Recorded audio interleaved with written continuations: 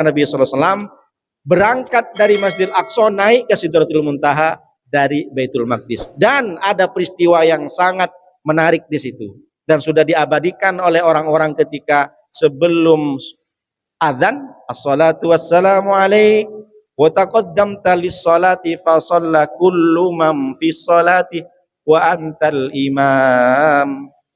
Dan ketika salat didirikan, fa shallah kullu man fis sama, salatlah penduduk-penduduk langit itu di Baitul Maqdis sebelum naik ke Sidratul Muntaha, wa antal imam, dan engkau Muhammad menjadi imamnya. Rasulullah salat bersama penduduk langit di Masjidil Aqsa. Siapa makmumnya? Nabi Ibrahim, Nabi Musa, Nabi Isa. Biasa Nabi Muhammad kalau Masjid Nabawi makmumnya Abu Bakar, makmumnya Umar, Uthman. Tapi Baitul Maqdis dicatat sejarah sebelum naik menghadap kepada Allah, Rasulullah sholat di Masjidil Aqsa bersama dengan para nabi. Apa hebat, apa tak hebat Nabi Rasulullah?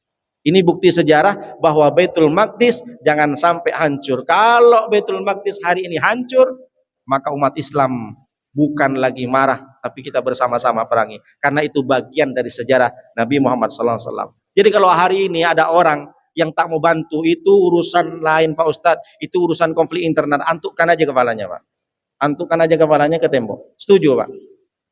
Yang setuju Pak, tangkap polisi pula nanti. Jadi apa maknanya? Bahwa membantu Palestina bukan hanya sekedar agama saja. Nah, apalagi alasannya? Salah satunya ini yang sangat menggelitik saya. Banyak di media sosial warga Indonesia, tapi karena berbeda agama, dia mencaci maki tentang Palestina, dia makan senang, dia gembira, mampuslah semua itu orang-orang Gaza kata. Ternyata dia non.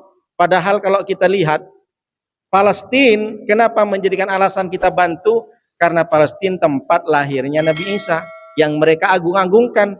Mungkin mereka punya nama lain. Mungkin mereka tak memberikan nama Nabi Isa, entah apalah. Orang tuanya Maria katanya. Kan betul begitu. Padahal kan Maryam. Entah bagaimana ceritanya, dia bilang waktu itu ketika Siti Maryam hamil, fahamalathu, surat Ar-Maryam ayat 22, fahamalathu fantabadat makanan kosia. Ketika Maryam hamil, dia sudah tidak berat, dia sudah sakit hati, sudah muak ketika orang-orang Yahudi menuduh si Maryam, kamu sudah berzina, kamu wanita WTS, wanita tususila. Sakit hati dia Pak. Maka Maryam fantabadat makanan kosia, dia pergi ke tempat jauh karena sudah tak tahan dengan olok-olokan Yahudi Israel. Akhirnya ke tempat yang jauh itu melahirkanlah si Maryam. Turunlah ayat Maryam ayat 28 ke Rasulullah SAW, disebutkan di situ, ya ukhta Harun. Ketika lahir Maryam masih disamperin sama Yahudi Israel, masih diolok-olok. Wahai saudara Harun, kata si Yahudi Israel ini, makana abuki mra'asauin, bapakmu itu bukan preman, bapakmu itu bukan orang jahat, wa makanat abuki baghiyah, dan mamakmu, ibumu itu bukan WTS.